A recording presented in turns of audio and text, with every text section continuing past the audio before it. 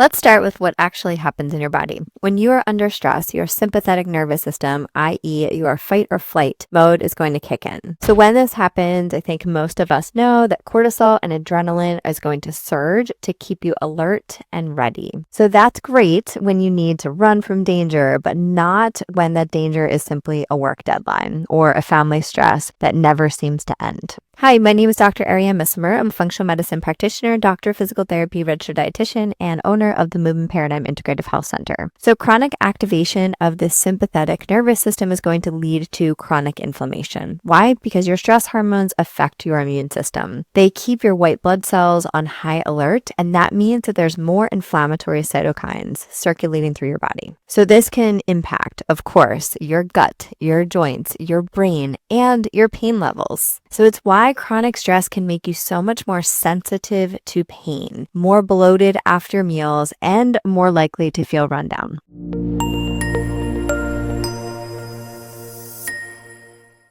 So now let's talk about one of the most powerful nerves in the body, the vagus nerve. If you've checked out the rest of my channel, you know that there are lots of opportunities to dive deep into the vagus nerve. This nerve is going to connect your brain to nearly every organ, your heart, your lungs, your gut, your liver, and more. It's the main player, so 80% of our parasympathetic nervous system. This is a part that helps us to rest, digest, and heal. So when your vagal tone is high, this means that it's going to send a signal to turn off inflammation through what's called a cholinergic anti-inflammatory pathway.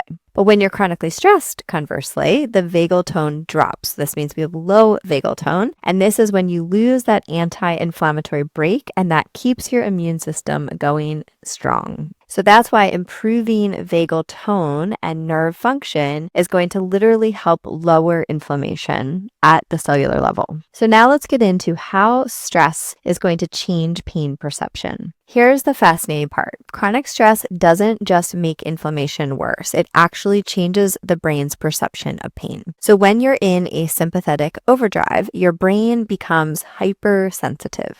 This is actually called central sensitization. So your nervous system amplifies pain signals, and then we have a decreased ability to dampen them. The volume switch is dialed up, and we have a decreased ability to dial it down. So that's why people with chronic stress or trauma often experience widespread pain, even when there's no actual tissue damage. So your brain literally learns pain. The good news, which there's always good news, is that it can also learn safety. And so that's where the nervous system regulation comes in. Now we're going to get into some practical take-homes to reset your nervous system. There are so many things that you can do to calm your nervous system and ultimately reduce inflammation naturally.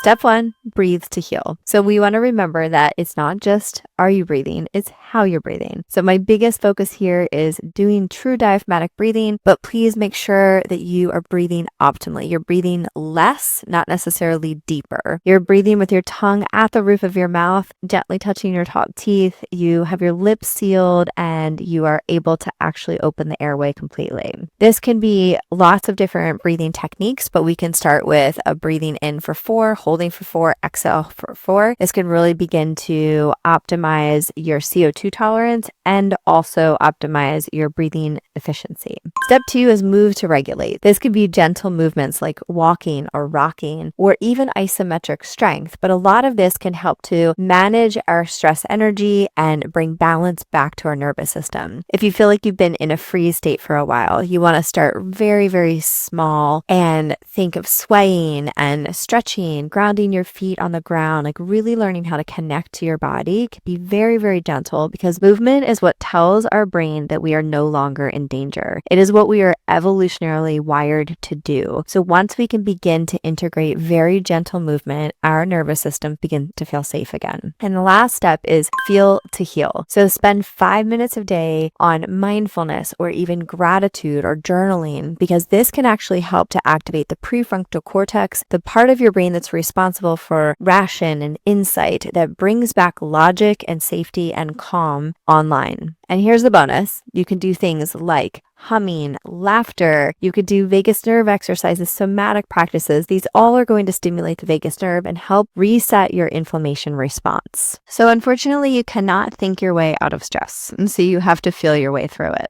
When you learn to regulate your nervous system, you're not learning just to manage inflammation. You're actually transforming your body's ability to heal. So make sure to check out all the other videos and, of course, hit subscribe. I'll see you on the next one.